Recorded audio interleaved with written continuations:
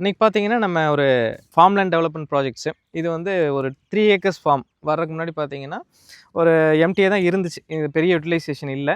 இதை வந்து கொஞ்சம் டெவலப் பண்ணணும் அப்படின்ட்டு அண்ணன் ரெக்யர்மெண்ட் கேட்டிருந்தாங்க. இதில் வந்து வெல் பார்த்தீங்கன்னா அந்த பாயிண்டில் இருக்குது. அங்கேருந்து சென்டரில் வந்து நம்ம சப்லைன்ஸு மெயின் லைன்ஸ் எல்லாமே சென்ட்ரல் பண்ணியிருக்கோம்.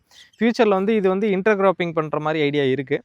ஆக்சுவலாக இப்போ ஃப்ளட் இரிகேஷன்லாம் தான் பாய்ச்சிட்டு இருக்காங்க. அப்படிங்கிறப்ப நம்ம முன்னாடி வந்து ஒரு 3 இன்ச் டம்மி வால்ஸ் வச்சு ஃப்ளட் இரிகேஷன்ஸ்க்கு ஆப்ஷன் கொடுத்துருக்கோம். அதே மாதிரி ட்ரிப் இரிகேஷன்ஸ் வந்து டோட்டலாக அந்த 3 ஏக்கருக்கு ஒரே இடத்துல கம்பைண்டாக வால்வ் வச்சுருக்கோம். இந்த வால்வ் எதுக்காக வச்சுருக்கோம் அப்படின்னா, இது வந்து ஃபியூச்சரில் வந்து ஆட்டோமேட்டிக் பர்பஸ் பண்ணுறப்ப டைரெக்டாக ஒயர் காஸ்ட் கொண்டு வந்து இங்கே ஒயர்லெஸில் பண்ணுறதுக்கும் ஒயர் ஆப்ஷன் பண்ணுறதுக்குமே இது யூஸ்ஃபுல்லாக இருக்கும். அதனால் கம்பைன் பண்ணி எல்லா வால்வையும் கொண்டு வந்து ஒரே இடத்துல வச்சுருக்கோம். இந்த ப்ராஜெக்ட்டில் பார்த்தோம் அப்படின்னா மெயின் லைன்ஸ் சப்லைன்ஸ் எல்லாமே சென்டரில் போட்டிருக்கோம். கோகனட் வந்து பிளான்டேஷன் பண்ண போகிறோம்.